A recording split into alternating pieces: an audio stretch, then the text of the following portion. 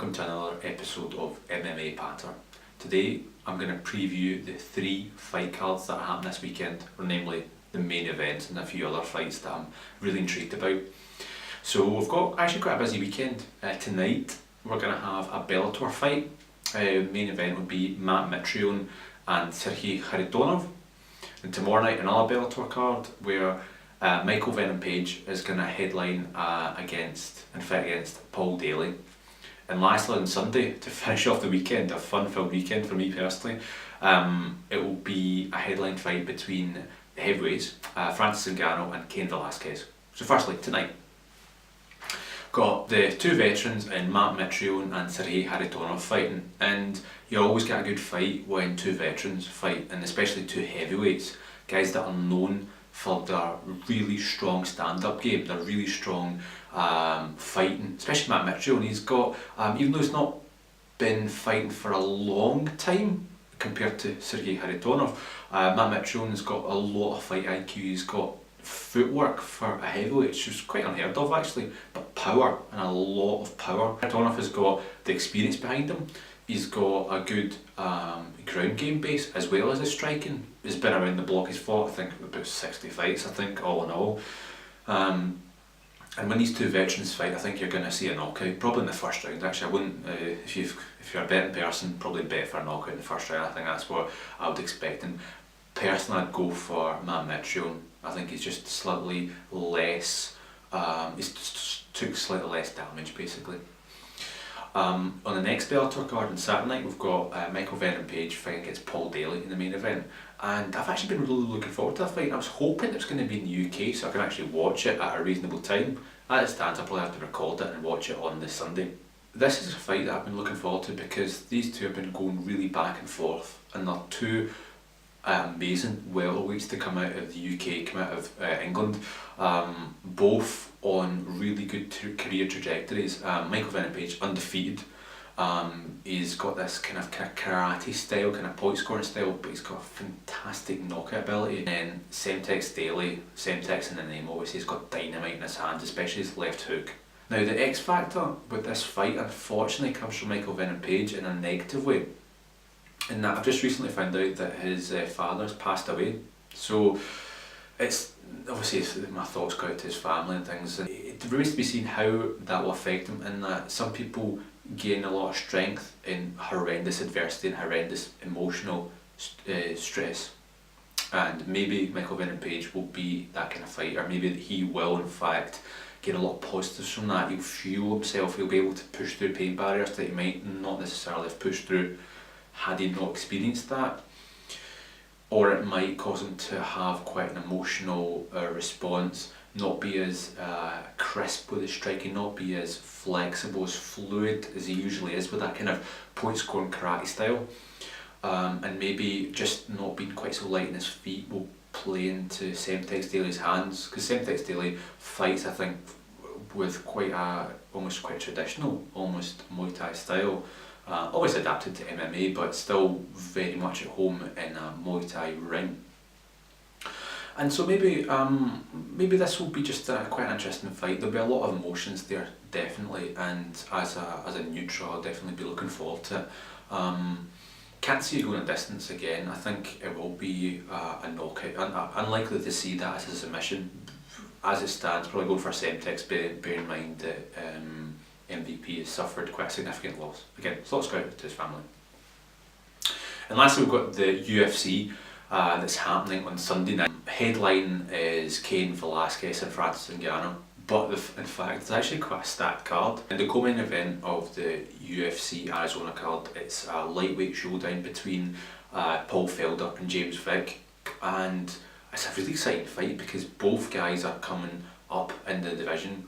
James Vick is ridiculously tall for a lightweight. He's got fantastic boxing skills, and I think he goes really underrated. I think when you look at him, he looks quite lanky and looks quite ungainly, but then when he fights, he just produces these fantastic performances. And with Paul Felder, we're long-time training partner of Cowboy Cerrone, so he's been around the block with the striking, getting ever better with the grappling, and just a really well-rounded martial artist.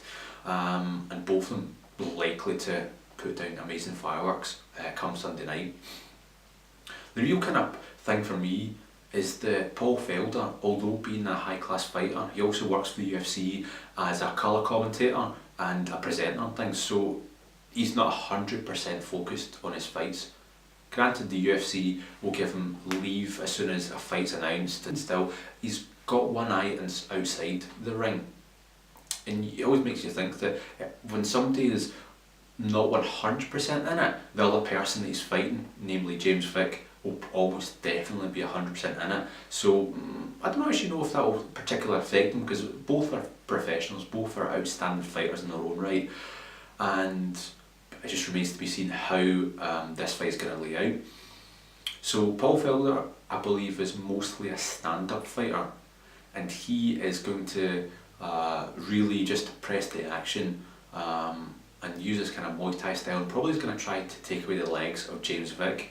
But James Vick has just got that lanky frame. He's got speed, even for such a long fighter. Really good boxing skills. So potentially, if James Vick establishes the range and gets the jab going, a few kicks here and there, I think he's going to have great success against Paul Felder. But then again, if Paul Felder's able to get in close, do the kind of Mike Tyson kind of bobbing and weaving it in, kind of a few chopping leg kicks, and to take away the speed and the footwork of James Vick, is going to be really interesting. I'll probably see that fight going the distance, but probably be an absolute war. Probably going to go with Felder actually in this one. I think he's going to be really motivated, get this co-main event done, get this win, and kind of move on up in the lightweight rankings. And finally, in the main event, we've got the long-awaited return of Cain Velasquez against Francis Ngannou. And then Cain Velasquez is a fantastic fighter. There's a real solid argument to be made to regard Cain as one of the best heavyweight champions of MMA ever. He's been a lot of great fighters. He's had 3 fantastic fights with Junior Dos Santos, and he's beaten some absolute legends in the sport, Minotauro Nogueira for example. But he's been really inactive as of late. I think his last fight was almost 2.5 years ago at UFC 200, and even though he looked fantastic against Travis Brown, that's quite a long layoff to have, regardless of how much fights you've had before that. So definitely ring rust will be a factor, definitely fitness will be a factor, in that he's just not had fight fitness. He's always been training, he's got quality training partners in DC, Luke Rockhold amongst others in the American Kickboxing Academy, but it just remains to be seen how he's going to react to being back in the cage, bright lights upon him, again being the main event, being the star of the show effectively. And just how he's going to be physically. We all know that Cain's a warrior. We all know that Cain has been through a lot of adversity, personally and in the octagon. I think early in his career he was fighting against Czech Congo, and he got dropped twice by 2 absolute haymakers of shots by Czech Congo, but he still managed to win. Even though he looked out in his fight, I think, remember in that fight, he got dropped and then he still completed the takedown. It's brilliant. It's phenomenal, and that was early in his career. Now he's a bit more well-rounded. Now he's got experience behind him. He's got fight IQ. He's got amazing training partners, and I said, so he's obviously learned from them. So it just remains to be seen: is his brain still up to the same standard as his body? So his brain might be telling him to do something, but his body might not be able to react as quickly depending on injuries or how he's feeling, things. So it'll be quite exciting. And almost the exact opposite, Francis Ngannou is just a physical specimen. As a guy, I think he's like 6'5", almost at the limit of 265 pounds, and he's just phenomenally strong. From what fighters that have fought him have said, he's just an absolute unit, in that he might not have the best technique, but then if one of these lunch boxes that he has for hands lands on your chin, you know, it's effectively, you know, you're going out. You know, ask Alistair Overeem, for example. So he's a fighter that's quite interesting and quite enigmatic, in the sense that he's very good in his stand-up, and with his strength he can survive the takedowns for the first bit, especially in the first round.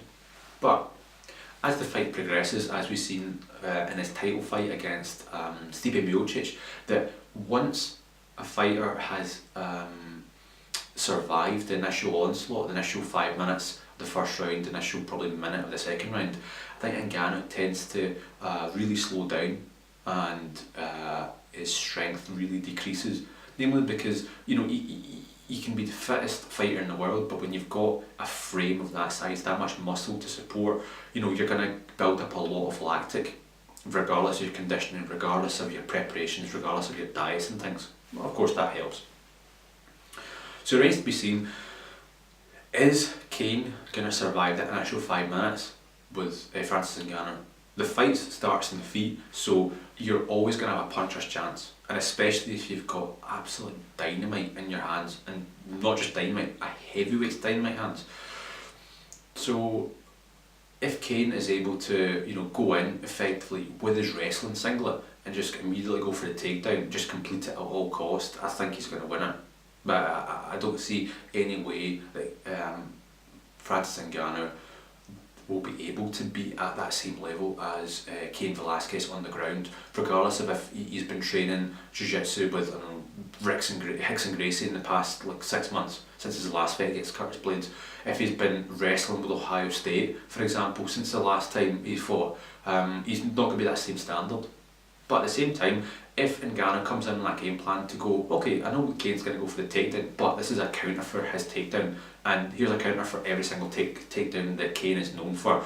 He's able to survive that, able to kind of piece him up. If Ngannou's able to piece him up a little bit, I think it's going to be a long night for Kane, and probably got a short one in actual fact, and that he's probably just going to knock him out.